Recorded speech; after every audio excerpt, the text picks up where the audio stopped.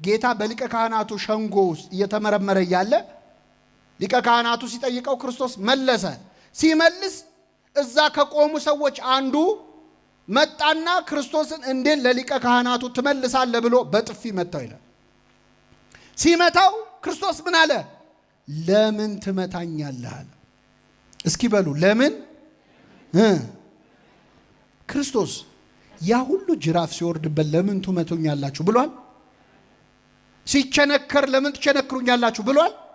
አላለም። ይህ ሰውዬ ግን ሲመታው ምን አለ?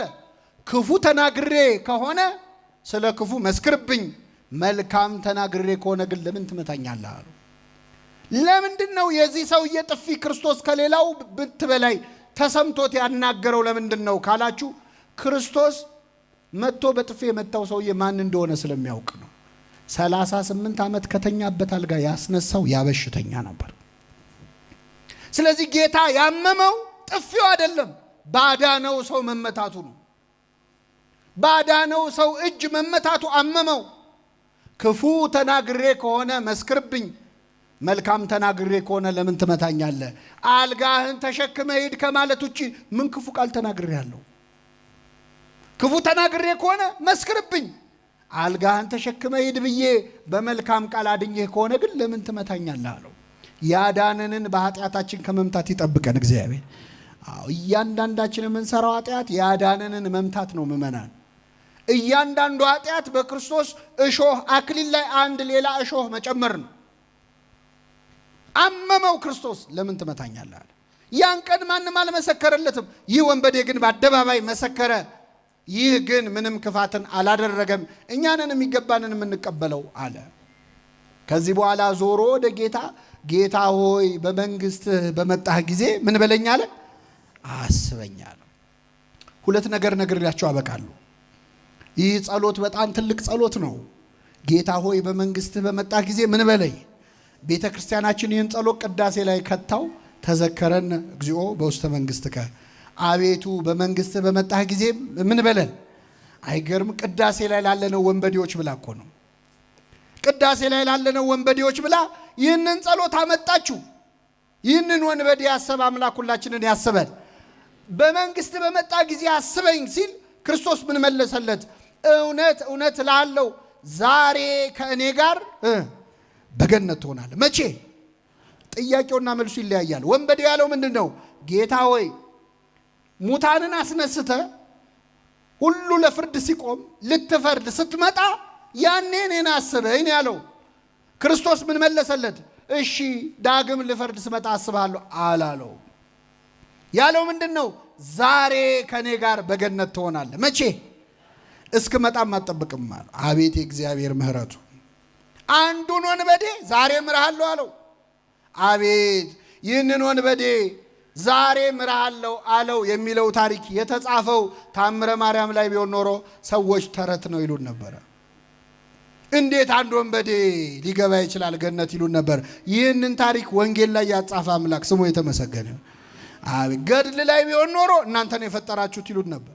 የእግዚአብሔር ምሕረት ከአእምሮ በላይ ነው ምእመና። በጣም ይደንቃል። እንዴት አንድ ወንበዴ ገነት ይገባል? እንደውም ቅዱስ ያዕቆብ ዘስሩግ በደረሰው ድርሳኑ ላይ ይህ ወንበዴ ወደ ገነት ሲገባ ቆሞ ይጠብቅ የነበረው ሱራፊ መልአክ አለ። በጣም ይገርማል። ጠየቀው ይላል፣ አንተ ማነህ? ከቅዱሳን አንዱ ነው ወይ? አብርሃም ነው ወይ? ያ እንግዳ የሚያስተናግደው አብርሃም አንተ ነህ አለው። ኧረ አይደለሁም፣ እኔ እንኳን እንግዳ ላስተናግድ የሰው ቤት ስዘርፍ ነው የኖርኩት አለ። እሺ ዳዊት ነህ? ኧረ አይደለሁም። ጻድቃንን ቅዱሳንን ሁሉ ጠራ፣ ከነሱ ውስጥ አንዱም አይደለሁም። ታዲያ እንዴት መጣህ ወደዚህ? የእሳቱን ባህር እንዴት ተሻግረ መጣህ አለው። የክርስቶስን የደሙን ማህተም አሳየው። ይህን ከያዝክማ ማትገባበት የለውም ብሎ በሩን ከፈተለት፣ ወደ ገነት ገባ ይላል። እግዚአብሔር የተመሰገነ ይሁን። የክርስቶስን ደም ይዘን የማናልፈው በር አለ። ለዚህ ነው ቁረቡ የምትባሉት። ለዚህ ነው ስጋው ደሙ ተቀበሉ የምንባለው። ገባ፣ ወንበዴውን ማረው። እንዴት ሊሆን ይችላል? እኛ ምን ቸገረን? እግዚአብሔር የፈለገውን ማድረግ ይችላል አይችልም? አንዳንድ ሰዎች በእግዚአብሔር ምሕረት ገሌ እንዲት ምሕረት አገኝ በላይ ሰብ በጥርኝ ውሃ ዳነ ሲባል ደማቸው የሚፈላ ሰዎች አሉ። እንዴት በጥርኝ ውሃ ይላል? እና ውሃው በበርሜል መሆን አለበት? እግዚአብሔር በትንሹ ማዳን ይችላል አይችልም? በጥቂት ማዳን ይችላል አይችልም? በጥቂትም ወይም በብዙም ማዳን ለእግዚአብሔር አይቸግረውም ይላል። እሱ ለማረው ምን አገባችሁ መባል አለባችሁ። ወንጌል ላይ እኮ ክርስቶስ ምን ብሏል መሰላችሁ? አንድ ሰውዬ በጠዋት ተነስቶ የእርሻ ቦታው ላይ የሚሰሩ ሰራተኞች ሊቀጥር ወጣ ይላል። ወጥቶ ከጠዋት የጀመረ 3 ሰዓት ላይ 6 ሰዓት ላይ 9 ሰዓት ላይ 11 ሰዓት ላይ ሰራተኛ ቀጠረ። 11 ሰዓት ላይ ቀጠረ። ከዛ 12 ሰዓት ሲሆን ስራው ቆመ። 11 ሰዓት የተቀጠረው ሰውዬ ስንት ሰዓት ነው የሰራው? አቤት 1 ሰዓት። ለሱ 1 ዲናር ሰጠው። ስንት ሰዓት ስለሰራ? ለ1 ሰዓት ሰራተኛው 1 ዲናር ሲሰጠው 12 ሰዓት የሰሩት ሰዎች ከኋላ ቆመው ያባዛሉ። ለሱ 1 ከደረሰው ለኔ ስንት ነው የሚደርሰኝ? 12። እሱ ግን ለሁሉም 1 ዲናር ሰጣቸው። አጉረመረሙ ይላል። እኛ ከጠዋት ጀምሮ መተን ለፍተን ደክመን አሁን የመጡ ሰዎች እንዴት 1 ዲናር ከኛ እኩል ይሰጣቸዋል? ያም ሰውዬ መለሰ። የወይን አትክልት ስፍራ ባለቤቱ መለሰ፣ በገንዘቤ የወደድኩትን አደርግ ዘንድ መብት የለኝም ወይ? ወይስ አይናችሁ ምቀኛ ሆነች አላቸው ይላል። ይህ የወይን አትክልት ሰራተኛ ባለቤት እግዚአብሔር ነው። ከጠዋት ጀምሮ የተቀጠርነው እኛ ነን። እዚህ መሃል ከህፃንነቱ ጀምሮ ከእግዚአብሔር ቤት ያልተለየ ጠዋት የተቀጠረ ሰራተኛ አለ፣ ከቤተ ክርስቲያን የማይለይ። አሁን ባለቀ ሰዓት የመጣ ሰው አለ፣ እንደ ግራው ወንበዴ እንደ ቀኝ ወንበዴ ባለቀ ሰዓት የመጣ አለ። ሁሉም የሚወርሱት ግን ስንት መንግስት ነው? 1 መንግስት ነው። እንዴት እኩል ይሰጠናል አይባል። እኛም ቅዱስ ጊዮርጊስም የምንወርሰው መንግስት 1 ነው። ክብሩ ይለያይ ይሆናል፣ መንግስቱ ግን ስንት ነው? 1። እግዚአብሔር በገንዘቡ የፈለገውን ማድረግ ይችላል አይችልም? እኛ ጨካኞች ስለሆንን እግዚአብሔር እንደኛ ጨካኝ የሚሆን ይመስላል። ና ግባ አለው። ዛሬ ከኔ ጋር በየት ትሆናለህ? በገነት ትሆናለህ። 2 ነገር ነግሬያችሁ ላብቃ ምእመናን። ይህ ሰውዬ ጌታ ሆይ ብሎ ጌትነቱን፣ በመንግስትህ ብሎ መንግስቱን፣ በመጣህ ጊዜ ብሎ ምጽአቱን፣ አስበኝ ብሎ ምህረቱን መሰከረ። ይህ አልበቃውም። ጓደኛውን መከረ፣ እባክህ ንስሐ እንግባ ብሎ። ይህም አልበቃውም። የክርስቶስን ንጽህና በአደባባይ ምን አለ? መሰከረ። ይህም አልበቃውም። እኛ ለመስቀል ሞት የሚያበቃ ኃጢአት ሰርተናል ብሎ ንስሐ ገባ። ይህ አሁን የነገርኳችሁን ነገሮች ሁሉ ያደረገው ከ30 እስከ 40 ሰከንድ ቢፈጅበት ነው፣ ወይ 1 ደቂቃ ቢፈጅ ነው። በ1 ደቂቃ ይህን ሁሉ ስራ ሰርቶ ነፍሱን አዳነ። እንደውም አንዱ ባለቅኔ ምን አሉ? ይሄ ሰውዬ ወንበዴ ነበር አይደለም? ነበር አልነበረም? ስራው ስርቆን ነበረ እና መጨረሻ ላይ ምን ሰረቀ ብትሉ እዛው መስቀል ላይ ገነትን ሰረቀ ይላሉ። አዎ ይችልበታል አይደል? መቀማት ገነትን ሰረቀ። ሱራፊ እዛ ሰይፍ ይዞ የገነትን በር ይጠብቃል። እሱ ከባለቤቱ ጋር ጨርሶ መጣ። አስገራሚ ወንበዴ ነው አይደለም? አዎ ባለቤቱን ይቅርታ ጠይቆ ጨርሶ ጉዳዩን መጣ። ይህንን ሁሉ ነገር ያደረገው ግን በ30 ደቂቃ ነው፣ በ30 ሰከንድ ነው፣ ወይ በ1 ደቂቃ ነው። እሺ ደስ ይበላችሁ፣ በ1 ሰዓት ነው። እኛ ህይወታችንን ሙሉ ማድረግ ያልቻለውን እሱ በዚህ ደቂቃ አደረገው። እኛ ንስሐ ለመግባት ስንት ምክንያቶች ነው ያሉ? ተማሪው ቆይ ትምህርቴን ልጨርስ ይላል። ሰራተኛው ቆይ ከጡረታ ልውጣ ይላል። ልጅ ያላቸው ቆይ ልጄን ላሳድግ ይላል። ልጁ ሲያድግ ቆይ ላስመርቀው ይላል። ሲመረቅ ቆይ ልዳረው ይላል። ንስሐ ላለመግባት ምክንያታችን ብዛቱ። እኔ የኔን ስራ ታውቀው የለ እንዴ? እኔ እኮ ነጋዴ ነኝ፣ አሁን ከስራዬ ጋር አይሄድም ይላል። አይመቸኝም ይላል ብዙ ሰው። ምንም ባይመቼ እንደዚህ ወንበዴ ከመስቀል ጋር አልተቸነከርክም። ተቸንክሮ ነፍሱን አዳነ። ምናልባት የዛሬዋ ምሽት የመጨረሻ ምሽታችን ብትሆን ምን እናውቃለን? መቼ እንደምንሞት የሚያውቅ ሰው አለ እዚህ መሃል? የእናንተን ቅድስና አላቅም፣ እኔ ግን አላቅም። መቼ እንደምንሞት አናውቅም። 1000 ዓመት አይኖር እንላለን። 100 ዓመት እንኳን እንኖር ማገርም ጉራችን ደግሞ 1000 ዓመት አይኖር ይላል ሰው። 100 ዓመት አትኖርም እኮ። 100ንም ከኖርክ በስቃይ ነው የምትኖር። እና የወንበዴ ጌታ ሆይ በመንግስት በመጣ ጊዜ ምን በለኝ።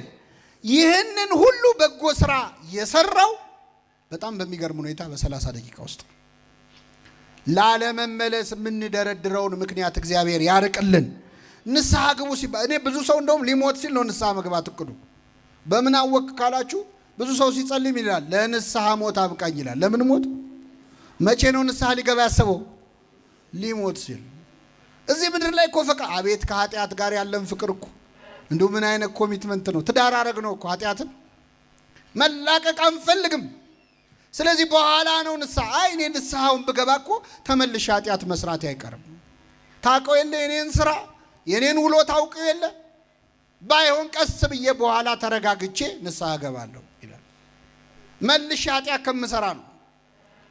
ይሄ ምክንያት አይደለም። ይሄ ምክንያት አይደለም።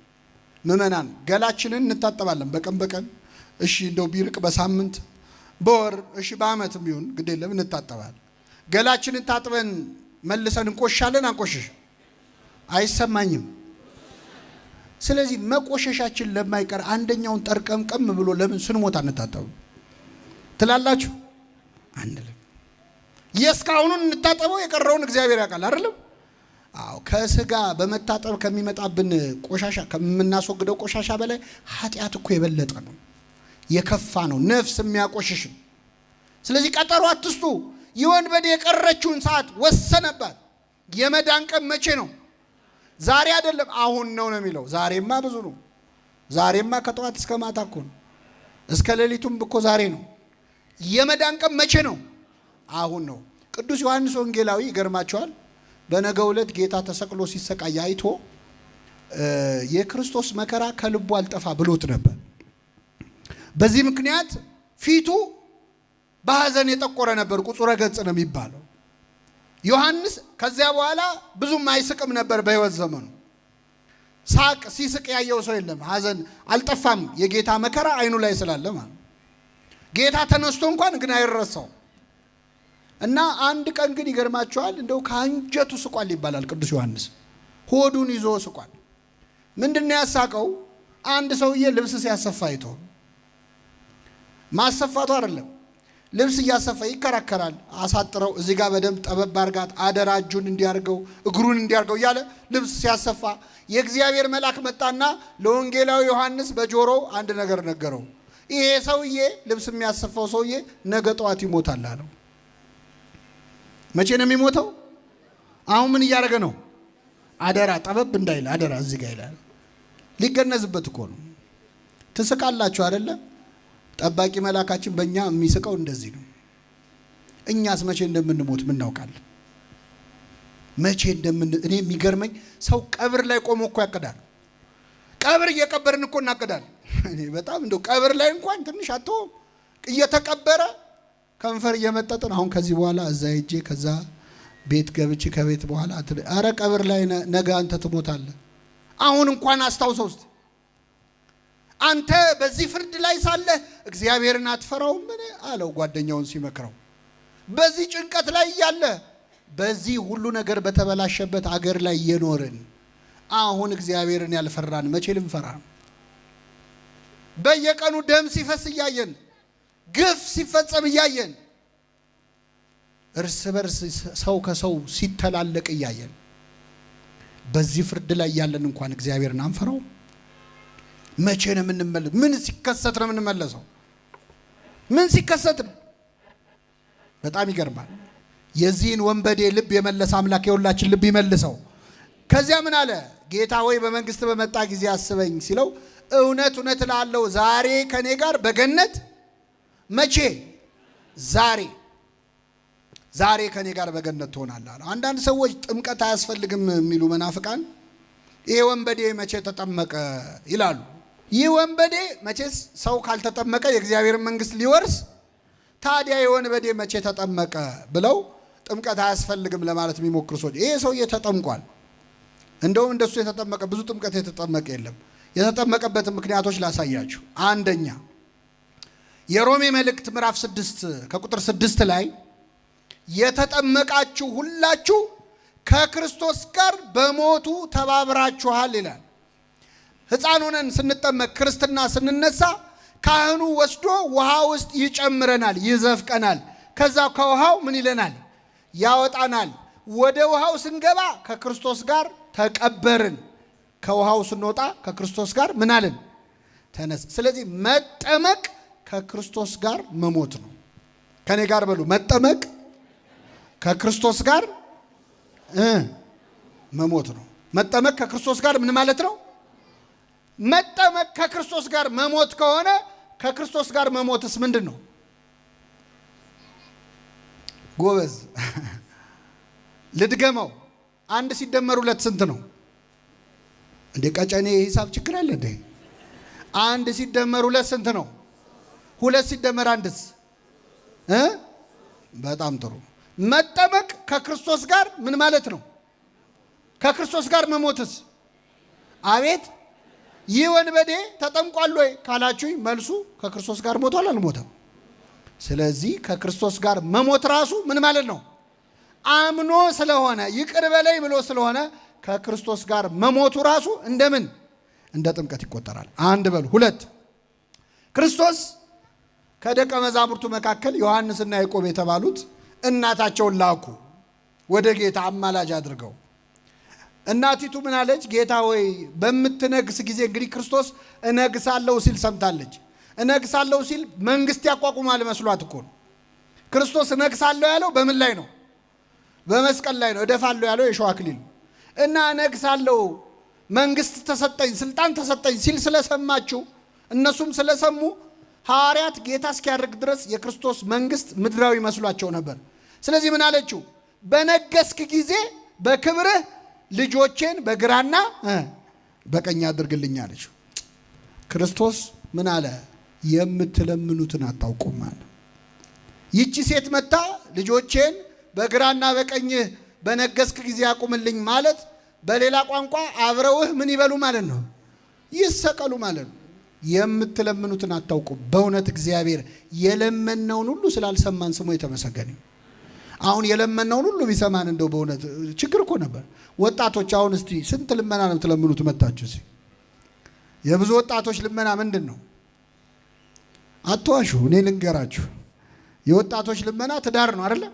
አዎ ዛሬ እችኛዋን ስጠኝ ብለህ ትለምናለህ። ነገ ትመጣና እግዚአብሔር ሆይ እችኛዋን ተዋት፣ ሳስበው ተዋት ይቅርብኝ ደግሞ ያችን። አሁን የለመንከውን ሁሉ ቢሰጥ ህይወት አይበጠበጥም እንዴ? ሰው እኮ ማመልጭ ከቻንኳን እኮ ስርዝ ድልዝ ሲበዛው ጥሩ አይደለም አይደል? የኛ ጸሎት እኮ ብዙ ስርዝ ድልዝ አለው። የለመነውን ያህል ስላልሰማን ስሙ የተመሰገነ ይሁን። አቤት አሁን የለመነውን ሁሉ ቢሰጠን እኮ መጥፎ ነበር። ምመና እዚህ መሃል ወላጆች አላችሁ፣ ልጃችሁ ቤት ውስጥ እንደው አይጥ አስቸግሯችሁ የገዛችሁትን መርዝ ይዛችሁ ስገቡ ይሄን መርዝ በዳቦ አድርጌ ካልበላው ቢል ትሰጡታላችሁ ወይ? ልጄ ለምን ጓጉቶ ይቀራል ይብላ እንጂ ትላላችሁ? ቢያለቅስስ እንዴ እያለቀሰ እኮ ነው ብላችሁ ትሰጣላችሁ? አባት ከሆንክ አትሰጠውም፣ ትገርፈዋለህ ዝም በል ብለህ እንጂ አይሰጠውም። እግዚአብሔር አባት ነው። ስንት መርዝ ለምነ ነው እምቢ ብሎናል መሰላችሁ? ስንት ክፉ ነገር ነፍሳችንን የሚጎዳ ልመና ለምነነዋል። አባት ስለሆነ ግን እምቢ ይላል፣ አይሆንም ይላል። የእግዚአብሔር እምቢታ ከሌሎች ከሰዎች እሽታ ይሻላል። ቆይ ሚል ላንተ ብሎ ነው። ምን ይጎልበታል? ሁሉን ቢሰጥ ለሱ ላንተው ብሎ ነው። ወይ ነገሩ ላንተ አይሆንም፣ አለዚያ አንተ ለነገሩ አትሆንም። እያዘጋጀ ነው፣ ጊዜው አይደለም። እና የምትለምኑትን አታውቁም። እና ይህን ልመና ከለመኑ በኋላ ጌታ ምን አለ መሰላችሁ? ከኔ ጋር ናችሁ? እኔ የምጠጣውን ጽዋ ልትጠጡ፣ እኔ የምጠጣውን ጽዋ ልትጠጡ፣ እኔ የምጠመቃትን ጥምቀት ልትጠመቁ አትችሉም አለ። አሁን በደንብ አስተውሉ ምእመናን፣ ስብከት አይደለም ይሄ ትምህርት ነው። እኔ የምጠጣውን ጽዋ በሉ ልትጠጡ፣ እኔ የምጠመቀውን ጥምቀት ልትጠመቁ አትችሉም አላቸው። ሁለት ነገር ነው ያለው ክርስቶስ። ጥምቀቴን ልትጠመቁ ጽዋዬን ልትጠጡ አትችሉም አለ። ሲል ምን አሉት? እንችላለን አሉት። እንችላለን ሲሉት ምን አለ ጌታ? ጽዋዬንስ ትጠጣላችሁ፣ በግራና በቀኝ መቀመጥ ግን ከአባቴ ዘንድ ለተሰጣቸው ነው አለ። አስተውሉ። ቅድም ጥምቀት ያላትን አሁን በግራና በቀኝ መቀመጥ አላት። ከክርስቶስ ጋር አብሮ መሰቀል፣ በግራ በቀኝ መቀመጥ ጥምቀት ተብሎ የተነገረው በራሱ በክርስቶስ አንደበት። ከዚያ ውጪ ኢትዮጵያዊ ሊቅ ቅዱስ ያሬድ እምገቦከ ውህዘ ማይ፣ ከጎንህ ውሃ ፈሰሰ ወቀደሶ ለፈያታይ፣ ወንበዴውን ቀደሰው ይላል። ስለዚህ ከክርስቶስ ደም የፈሰሰው ውሃና ደም ይህንን ወንበዴ ቀድሶታል። ይሄ ቢያመልጠው እንኳን ሲኦል ወርዶ ክርስቶስ ለነፍሳት ቀኝ እጄን ሰጧቸው ወኮነቶሙ ጥምቀት ሆነቻቸው ይላል። ይሄ ሁሉ ጥምቀት አላለፈውም ይህንን ወንበዴ። ይሄም ቢያልፈው ምእመናን በብሉይ ኪዳን የነበሩ ሰዎች ጥምቀት ሳይሰራ ነው የሞቱት። ይህ ወንበዴ ባይጠመቅ እንኳን በክርስቶስ ማመኑ ያድነዋል። ስለዚህ እናይቶ ጌታ ሆይ በመንግስት አስበኝ ለሚለው ጸሎት ምን አለ? እውነት እውነት እልሃለሁ ዛሬ ከኔ ጋር በገነት ሆናል። የመጨረሻ የምነግራችሁ ምእመናን ወንበዴው የጸለየው ጸሎትና ክርስቶስ የመለሰለት መልስ ይለያያል። እሱ የጠየቀው በምጽአትህ ነው ያለው፣ አስበኝ ነው። እሱ ግን ዛሬ ያለው እኛ ከምንለምነው ልመና በላይ የማን መልስ ይበልጣል? ጥቂት ሲለምኑት ብዙ የሚሰጥ አምላክ ነው። ለነገ ሲለምኑት ለዛሬ የሚያረጋ አምላክ ነው። እግዚአብሔር ከለማኞቹ ዕውቀት በላይ ስለሆነ እንዲያውም ሳለምነው ነው የሚሰጠን። አብዛኛውን ጸሎት እኮ እኛ ሊስት አድርገን ይሄን አድርግልኝ ብለን ነው አይደለም እግዚአብሔር የሚሰጠን። እሱ ስለሚያውቅ ሳንለምነው የሚያስፈልገንን አውቆ ያደርግልናል።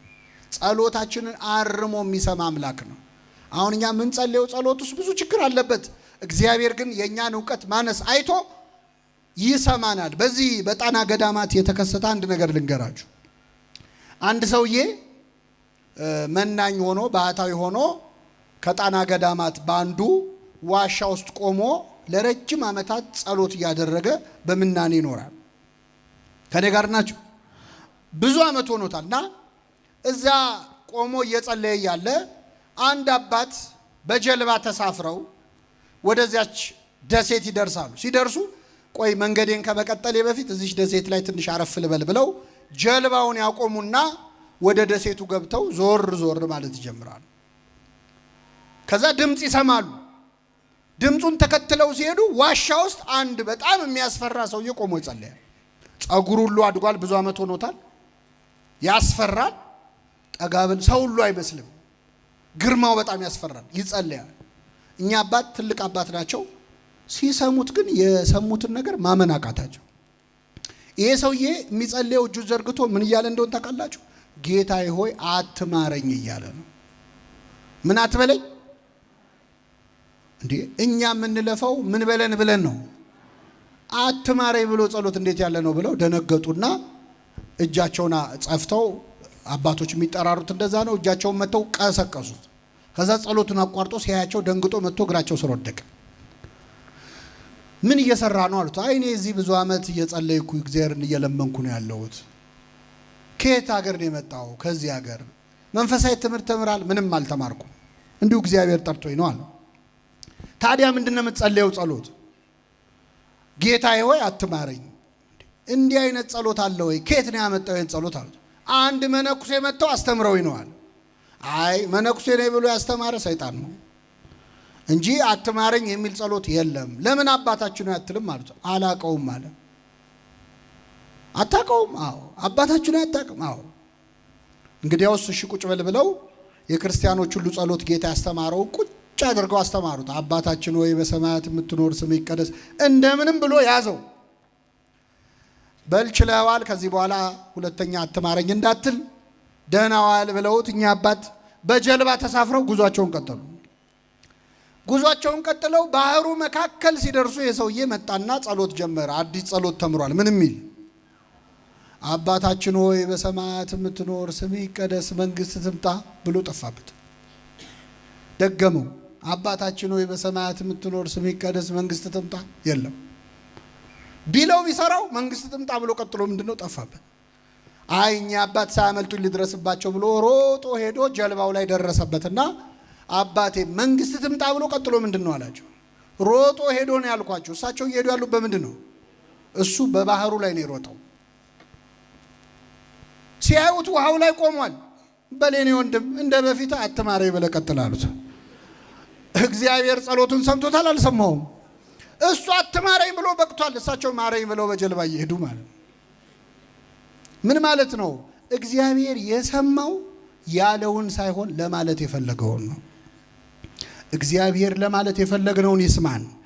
በንግግር ችሎታ እኮ አይደለም እግዚአብሔር የሚሰማው፣ በንግግር ጥበብ አይደለም። ይህንን ወንበዴ ጌታ ሆይ በመንግስት በመጣህ ጊዜ አስበኝ ሲለው እውነት እልሃለሁ ዛሬ ከኔ ጋር በየት ትሆናለህ? በገነት ትሆናለህ አለው። ይህንን ወንበዴ የማረ አምላክ እኛን ወንበዴዎቹን ይማረን። የሰማነውን በልቡናችን ያሳድርብን።